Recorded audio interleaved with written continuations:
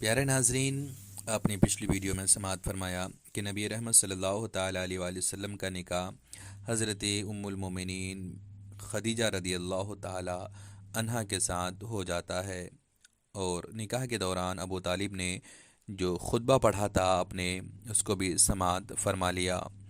اب یہاں سے آگے کے حالات کو ملاحظہ فرمائیں۔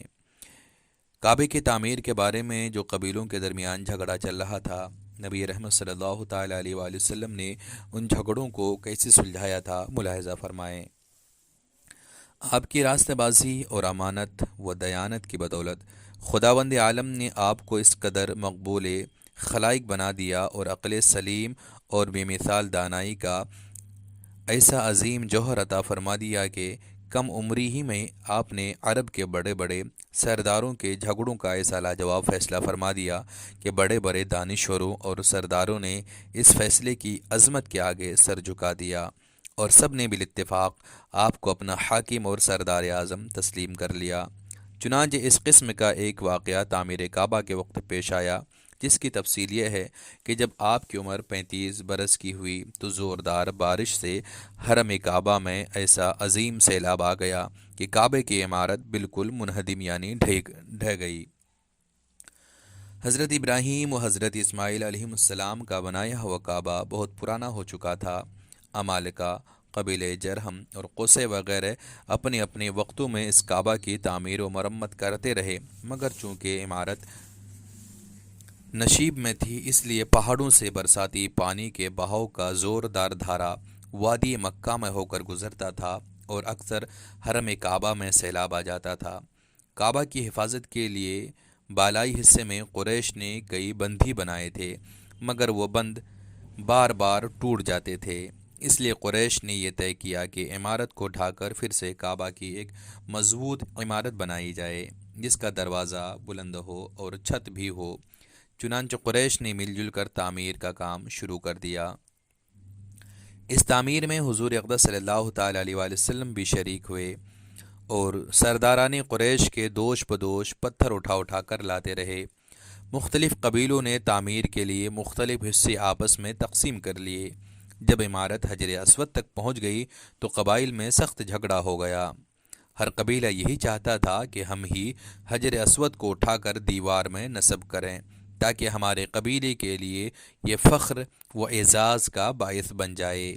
اسی کشمکش میں 4 دن گزر گئے، یہاں تک نوبت پہنچی کہ تلواریں نکل آئیں۔ بنو عبد الدار اور بنو عدی کے قبیلوں نے تو اس پر جان کی بازی لگا دی، اور زمانے جاہلیت کے دستور کے مطابق اپنی قسموں کو مضبوط کرنے کے لیے ایک پیالے میں خون بھر کر اپنی انگلیاں اس میں ڈبو کر چاٹ لیں۔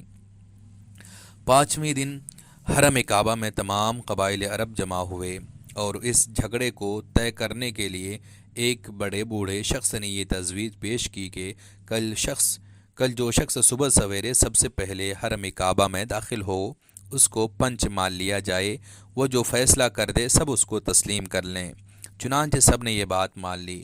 خدا کی شان کے صبح کو جو شخص حرم کعبہ میں داخل ہوا وہ حضور رحمت عالم صلی اللہ تعالیٰ علیہ وآلہ وسلم ہی تھے۔ آپ کو دیکھتے ہی سب پکار اٹھے، واللہ یہ امین ہے، لہٰذا ہم سب ان کے فیصلے پر راضی ہیں۔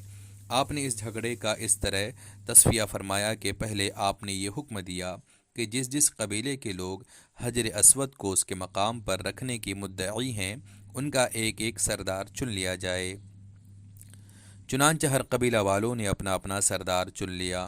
پھر حضور صلی اللہ تعالیٰ علیہ وآلہ وسلم نے اپنی چادر مبارک کو بچھا کر حجر اسود کو اس پر رکھا، اور سرداروں کو حکم دیا کہ سب لوگ اس چادر کو تھام کر مقدس پتھر کو اٹھائیں۔ چنانچہ سب سرداروں نے چادر کو اٹھایا، اور جب حجر اسود اپنے مقام تک پہنچ گیا تو حضور رحمت عالم صلی اللہ تعالیٰ علیہ وآلہ وسلم نے اپنے متبرک ہاتھوں سے اس مقدس پتھر کو اٹھا کر اس کی جگہ پر رکھ دیا۔ اس طرح ایک ایسی خوریز لڑائی ٹل گئی جس کے نتیجے میں نہ معلوم کتنا خون خرابہ ہوتا۔ خانہ کعبہ کی عمارت بن گئی، لیکن تعمیر کے لیے جو سامان جمع کیا گیا تھا وہ کم پڑ گیا۔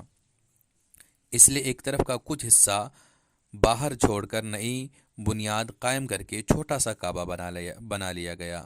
کعبہ معظمہ کا یہی حصہ جس کو قریش نے عمارت سے باہر چھوڑ دیا حتیم کہلاتا ہے، جس میں کعبہ معظمہ کی چھت کا پرنالہ گرتا ہے۔ اب یہاں سے کعبہ کتنی بار تعمیر کیا گیا اس کے بارے میں ملاحظہ فرمائیں گے۔ نبی رحمت صلی اللہ تعالیٰ علیہ وآلہ وسلم کی سیرت پاک کو جاننے کے لیے اس چینل کو سبسکرائب کریں۔